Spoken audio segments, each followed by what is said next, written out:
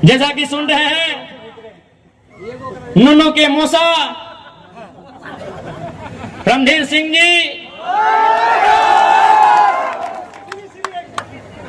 जी ने हमें एक चुनौती दिया था।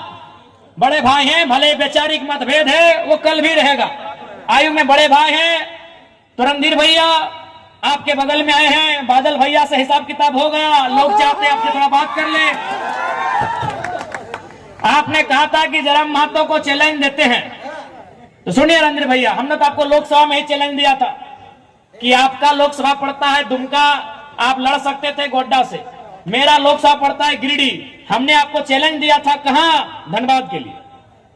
सही बात। धनबाद अभी किस सीट को? जहां पीएन सिंह 3 बार से सांसद, तो हमने तो आपको वहां से, जहां से आपकी पार्टी का सांसद था, हमने आपको वहां चुनौती दिया था, आपने स्वीकार नहीं किया। तो चलिए माननीय रणधीर भैया, विधानसभा में भी आपकी एक चुनौती को स्वीकार करते हैं। आपका प्रमंडल है संथाल, मेरा है उत्तरी छोटे नागपुर। चलिए एक काम करते हैं, आपके संथाल परगना की गोड्डा की 3 सीटों में पोड़ायाहाट, गोड्डा, महागमा, आदरणीय रणधीर भैया आपको सीधा चुनौती है, आपके छोटे भाई का। रणधीर भैया ये सीधा चुनौती है, आपका घर संथाल परगना है, हम छोटा नागपुर से आके आपको चुनौती देते हैं। गोड्डा जिला में 3 सीट है, पोड़ैयाहाट, गोड्डा, महागमा, आप 1 सीट चाहिए और 1 to 1 मुकाबला कीजिए। ये गठबंधन हटाइए, आइए दोनों इंडिपेंडेंट आते हैं। चलिए आइए आपकी चुनौती को स्वीकार करते हैं। अरे क्या कर रहे हैं, साड़ी बांट रहे हैं,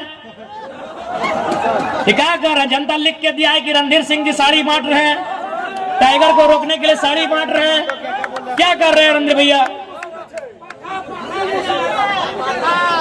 बताइए, साड़ी बांट रहे हैं? वाह वाह रणधीर भैया, हमको लगता है ये तो हम जरमुंडी में आए हैं, ये तो हम जरमुंडी में आए, उनको साड़ी बंटवा दिए। यदि हम सारठ चल गए तो उनसे जींस बंटवा देंगे। हमको लग रहा है कि रणधीर भैया अगर हम सारठ चले गए तो आपको शायद जींस बांटना पड़े। तो चलिए कम से कम हमारा भाई लोग का दुर्गा पूजा में भला हो जाएगा। बताइए साड़ी कितना के साड़ी बांट लो? 300 रुपया पीस है, 100 टका, 30 रुपया यार की बोला? 30 रुपया में साड़ी मिलो है? 30 रुपया में? आए बा, इतना कंजूस, इतना कोया, 30 रुपया में साड़ी ले आने, तो ताज्जुब है। और चूंकि संथाल परगना में दूदू का मंत्री भी है, और चूंकि दीपिका दी महिला है, महिला पे कमेंट नहीं करते, इनका सम्मान करके बस इनसे यही कहेंगे, आपका जो विभाग है उसका काम कीजिए, नहीं तो 24 में जनता आपसे हिसाब मांगेगी। और हाँ, हफीजुल साहब आपसे कहेंगे, ये जो आपको खेल कूद का मंत्रालय मिला है, खेल कूद मिला है ना, खेल कूद का जो मंत्रालय मिला है, तो आप सबसे पहले बताइए संथाल परगना यानी खुला मैदान, संथाल परगना यानी पहाड़ों का क्षेत्र, आपने कितना जिला स्तरीय स्टेडियम का निर्माण कराया है, इसका हिसाब चाहेंगे। आदरणीय मंत्री महोदय हफीजुल हसन जी से हम ये हिसाब चाहते हैं कि आपने कितना जिला स्तरीय, प्रखंड स्तरीय खेल कूद स्थल का निर्माण करवाया है, आपने कितने खिलाड़ियों को प्रोत्साहन करने के लिए राज्य स्तरीय खेल तक लेकर गए हैं, देश स्तरीय खेल तक लेके गए हैं। यदि नहीं तो जब भी अगर गुटखा खाने से फुर्सत मिले तो सोचिएगा, नहीं तो लोग इस बार मुंह में इतना गुटखा ठूस देंगे कि वोट मांगने के टाइम पता नहीं चलेगा कि गुटना थूकना है कि पार कर लेना। बताइए, सार्वजनिक मंच में लोग गुटखा खाते हैं। अरे भाई, आपका पर्सनल लाइफ है, गुटखा तंबाकू कोई कोई ले लेता है, आप एक जिम्मेदार मंत्री हैं और सार्वजनिक मंच में देख रहे हैं मुंह में गुटखा है और बोलते बोलते थूका जाता है। बताइए, ये जो लोग जिम्मेदार के पदों में बैठे हैं, उनको कम से कम अपना ये कृत्य तो छुपा के रखना चाहिए। नहीं बताइए, अब सुने कहा माइक पटक दिए, और खैर ये माइक पटकना आप पे सूट नहीं करता है, क्योंकि आप मंत्री हैं।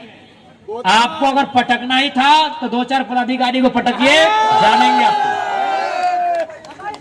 इसीलिए कभी गुटखा खाने से फुर्सत मिले तो इस राज्य के युवा खेल कूद में बहुत अव्वल है।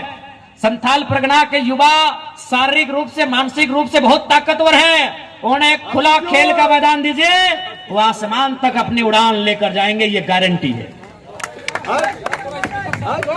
और स्पीकर साहब, इस बार हमें लगता है कि नाला की जनता ने आपको जोरिया पार करने का ठान लिया है। क्योंकि आपने नाला की जनता का जो भला करना चाहे तो वो भला किया नहीं। नाला का आपने पैसा कमाया, चाहा था नाला ने कि आप भला करें, लेकिन आप भी दम भर के सरकार की चापलूसी में व्यस्त रहे, सरकार के नीतियों को बचाव करने में मस्त रहे।